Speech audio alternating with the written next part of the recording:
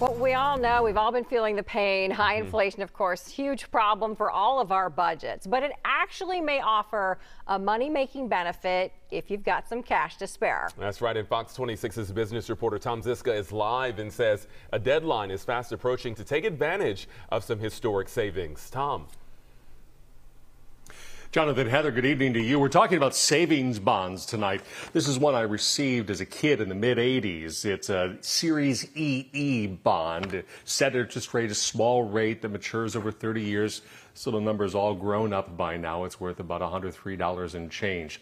Tonight we're talking about I bonds, where the interest rate is tied to inflation. And right now it's paying a lot of money. For the first part of this year, $17.5 billion was invested. So they've taken quite a bit of interest.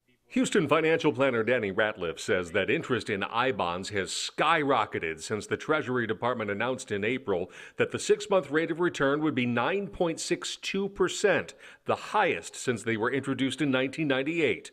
They are designed to protect your cash against inflation. That's why there's the high rate of return. The Treasury Department adjusts the rate every 6 months, and the next change is November 1st.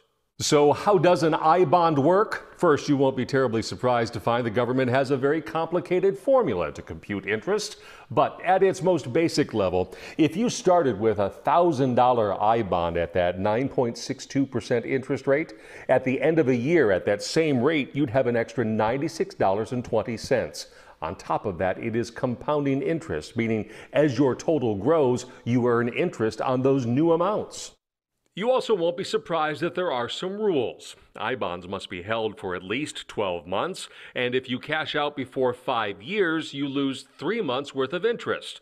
But with investments available from $25 to $10,000 each year, financial experts think it is a good place to protect any extra cash you may have. We don't think this is going to be a great investment forever. However, for the next year or two, I think this can be a great place to put funds. You're going to get quite a bit more than what you would get in a traditional savings account, or what we could even find in just a normal bond, for that matter. Now, as we mentioned, there's a catch. There's a deadline. If you want an I bond at this rate, you have got to get it by Friday, October 28th.